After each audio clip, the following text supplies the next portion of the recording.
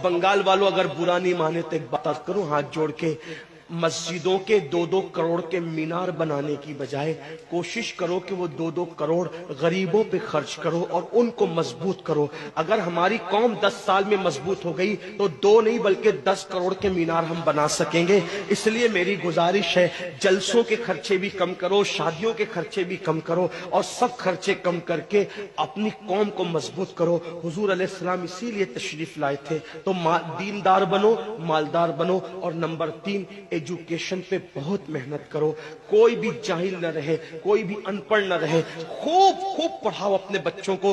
10वीं 12वीं तक कभी मत रुकना, बल्कि अपने बच्चों को आईएएस बनाओ, आईपीएस बनाओ, डॉक्टर बनाओ, इंजीनियर बनाओ। डॉक्टर भी बीओएमएस वाला मत बनाओ, बल्कि एमडी और आला से आला डिग्री दिलाओ। अब आप कहेंगे मौलाना पैसे नहीं है। मैं आपसे कहता हूं, हर साल ईद पे नया कपड़ा न बनाना पड़े न बनाओ, धुले हुए कपड़ों पे ईद कर लो, लेकिन अपने बच्चों की तालीम पे खर्चा करो। इसी तरीके से किसी और जगह पर पैसे लगाने की बजाय 10 साल अगर इन 3 निकात पर आपने मेहनत कर दी, दीनदार बनो, मालदार बनो और एजुकेशन को आम करो, हर बंदे को पढ़ा लिखा बनाओ। आप कहेंगे मौलाना नौकरी नहीं मिलती। मैं कहता हूं, हम नौकरी के लिए नहीं पढ़ते, हम अच्छा इंसान बनने के लिए पढ़ते हैं। इसलिए कि पढ़े लिखे की तिजारत में अनपढ़ की तिजारत में फर्क है, पढ़े लिखे की गुफ्तगू में अनपढ़ की गुफ्तगू में फर्क है, पढ़े लिखे के उठने बैठने में अनपढ़ के उठने बैठने में फर्क है। देखो, आप ये नहीं कहता हूं कि आप सब अनपढ़ो, लेकिन एक बात आपसे कहता हूं, महफिल में पढ़े लिखों का अंदाज और होता है,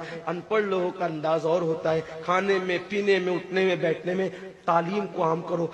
दुनिया भी पढ़ाओ, आखिरत भी पढ़ाओ। अपने बच्चों को इतना इल्म दो कि वो मुसलमान रहे, सच्चे मुसलमान रहे, और अपनी बच्चियों को भी इतना इल्म दो, सच्ची पक्की मुसलमान रहे। और स्कूल, कॉलेज, यूनिवर्सिटी में आला से आला तालीम दिलाओ। और याद रखना, गुर्बत का बहाना मत बनाओ।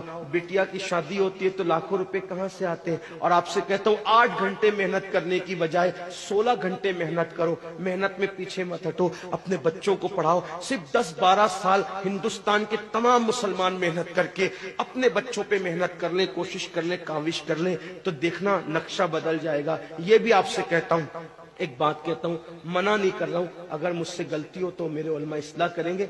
आप मेरी जात को देख के कबूल नहीं करना। बाप के चेहलुम पर 40 देग पकाने की बजाय 1 देग पकाओ।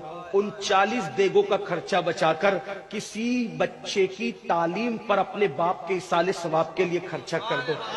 पीर साहब के मजार पर 1 लाख की चादर ला के डालने की बजाय 100 रुपए की चादर डाल दो। बाकी के पैसे बचाकर गरीबों की तालीम पे खर्चा कर दो। पीर साहब के इसाले सवाब के लिए वो उस 1 लाख की चादर से जितना खुश होंगे, वो 100 रुपए की चादर से भी उससे ज्यादा खुश होंगे, क्योंकि आपने किसी को उठा दिया, किसी को आपने तरक्की पे ले गए। एक बात कहता हूं, मेरा पीर जन्नती है तो मेरे पीर को मेरी 1 लाख की चादर से क्या गरज। उसको तो जन्नत में उससे बेहतर लिबास मिल चुका है, उसको तो 1 लाख का उससे बेहतर लिबास मिल चुका है। तो ये बातें तल्ख लगे, माफ करना, लेकिन आपसे एक बात कहता हूं, रसूमात से निकलो, हकीकतों की तरफ आओ। रसूमात से निकलो, सच्चाइयों की तरफ आओ। एक दूसरे को गिराने की कोशिश मत करो, एक दूसरे को उठाने की कोशिश करो। आपस के झगड़े खत्म करो। तेरा सिलसिला बड़ा, मेरा सिलसिला बड़ा, तेरी बिरादरी बड़ी, मेरी बिरादरी बड़ी, तेरा पीर बड़ा, मेरा पीर बड़ा।